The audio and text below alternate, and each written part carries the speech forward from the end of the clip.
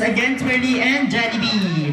And of course, maaari ba natin tawagin ulit ang ating birthday boy dito sa anuhan para i-blow ang kanyang candle.